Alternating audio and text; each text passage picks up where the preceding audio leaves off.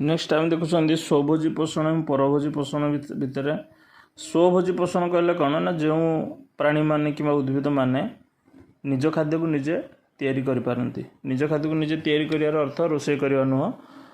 निज खाद्य को निजे तैयारी कर तो मूल खाद्य को आम जो कार्बोहाइड्रेट नौ से निज शरीर भितर तैयारी हबार अच्छे जमीक उद्भिद मानकर प्रायतः होता है। केवल उद्भिद मान नुह कि बैक्टेरिया निज खाद्य को निजे प्रस्तुत करिपारंती। तो स्वभोजी पोषण रे माने सारा वर्ल्ड रे मात्र 3 प्रकार जीव अच्छा जो कि स्वभोजी पोषण करती। आज ठारू तुम आज पर्यंत तुम शुणी कि केवल उद्भिद ही स्वभोजी पोषण करे, किंतु आज क्लास रे किसी नुआ शुणा को मिल उद्भिद छड़ा आहरी मध्य 2 जन अच्छा जो मैंने कि स्वभोजी पोषण करती। उद्भिद छड़ा अच्छा कौन कहुए केमोसिंथेटिक बैक्टेरिया। केमोसिंथेटिक बैक्टेरिया स्वभोजी पोषण करे। केमोसिंथेटिक बैक्टेरिया छड़ा फोटोसिंथेटिक बैक्टेरिया अच्छा। बैक्टेरिया अर्थ बीजाणु। सबू बीजाणु गुड़िक 90% बीजाणु हूँ हेटेरोट्रोपिक। हेटेरोट्रोपिक अर्थ परभोजी एंड पैरासाइटिक, किंतु सबू बीजाणु माने हेटेरोट्रोपिक नुहंती। किछिटा बीजाणु अच्छा से होती स्वभोजी, मीन्स से निज खाद्य निजे तैयारी करिपारंती। स्वभोजी मानक भितर केमोसिंथेटिक बैक्टेरिया और फोटोसिंथेटिक बैक्टेरिया अच्छा।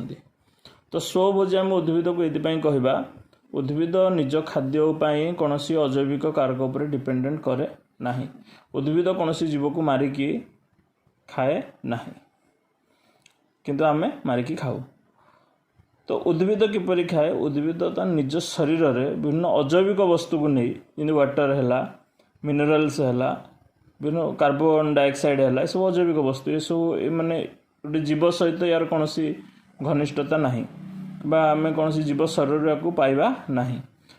तो कौन से अजैविक वस्तु को लेकिन उद्भिद कौन करे? फोटोसिंथेसिस करे बा आलोक शोषण प्रक्रिया करे। एवं आलोक शोषण प्रक्रिया द्वारा कौन हुए ना कार्बोहाइड्रेट तैयारी होता है। जो कार्बोहाइड्रेट को उद्भिद खाए एवं तार फल पत्र कांडरे ताको साइतिकिना रखी था, जार कि लाभ आम उठाऊ। तो से प्रकार कार्बोहाइड्रेट को उद्भिद प्रस्तुत करें। उद्भिद को ये स्वभोजी कहुए। उद्भिद छड़ा केमोसिंथेटिक बैक्टेरिया अच्छा। केमोसिंथेटिक बैक्टेरिया जीव नाइट्रोजन फिक्सेसिंग बैक्टेरिया, सल्फर बैक्टेरिया जो 2टा तुम बही अच्छी। नाइट्रोजन फिक्सेसिंग बैक्टेरिया, सल्फर बैक्टेरिया मान केमोसिंथेटिक बैक्टेरिया मान कौन करती हाइड्रोजन सल्फाइड को सल्फर को फ्री करना ता भीतर किसी एटीपी संश्लेषित करती और से एटीपी रे निजे बंचती। नाइट्रोजन फिक्सेसिंग बैक्टेरिया तार क्रिया द्वारा नाइट्रोजन डिहाइड्रेशन क्रिया द्वारा से किसी एटीपी पाई था। एक्चुअली बैक्टेरिया करे कौन ना आमर नाइट्रोजन एयर रे थाए, अमोनिया फॉर्म रे थाए, NH3 फॉर्म रे। बैक्टेरिया कौन करे?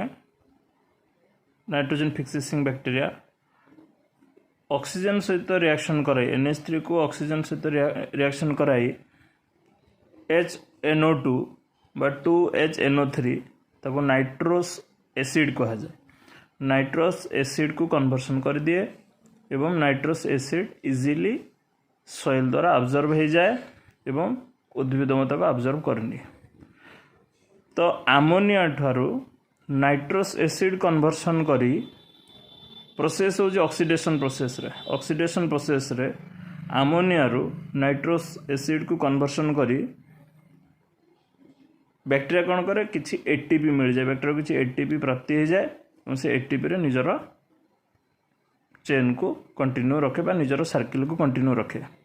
सेमती सल्फर बैक्टेरिया कौन करे? सल्फर प्रकृति रे H2S बस हाइड्रोजन सल्फाइड आकार में मिलता है। 2H2S हाइड्रोजन सल्फाइड आकार में मिलता है। बैक्टेरिया कौन करे? से हाइड्रोजन सल्फाइड को ऑक्सीडेशन करे। ऑक्सीडेशन रिएक्शन द्वारा हाइड्रोजन सल्फाइड को कन्वर्सन करे फ्री सल्फर रे।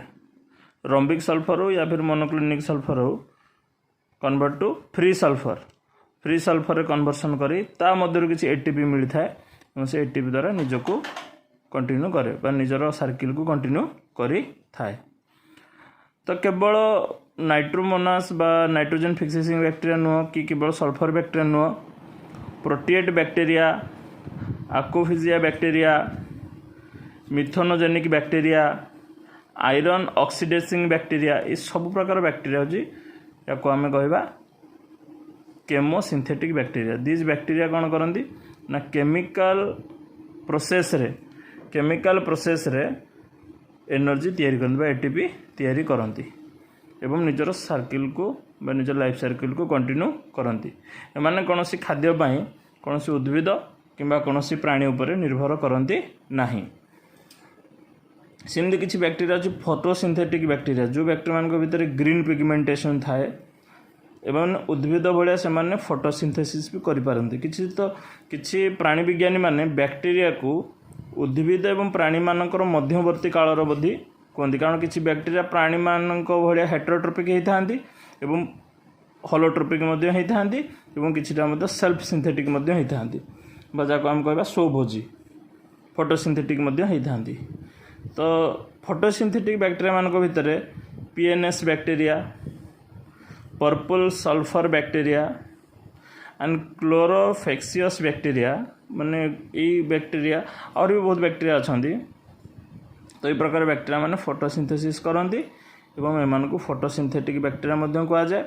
तो बैक्टीरिया गुड़िक सदाबेले हेटेरोट्रोपिक हो न तांको भीतर किसी बैक्टीरिया अच्छा जो मैंने कि होती केमोसिंथेटिक और किसी बैक्टीरिया अच्छा फोटोसिंथेटिक।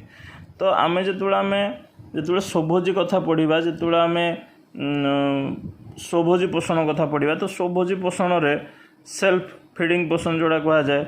स्वभोजी पोषण रे केवल उद्भिद माने नुहति स्वभोजी आम आज पर्यंत 10वीं श्रेणी पूर्वर आम केवल पढ़ी स्वभोजी पोषण केवल उद्भिद मान द्वारा हुए, किंतु या पर जदि आमको पचार कि स्वभोजी पोषण क्यों मैंने करती तो स्वभोजी पोषण केवल उद्भिद मान करती उद्भिद मान सहित आउ दुईटा ग्रुप मिसिब और से दुईटा ग्रुप हूँ bacterial group chemosynthetic bacteria and photosynthetic bacteria. दुईट प्रकार बैक्टीरिया स्वभोजी पोषण में बहुत एक्टिवली लीड करती और बहुत एक्टिवली तांकर रोल थाए।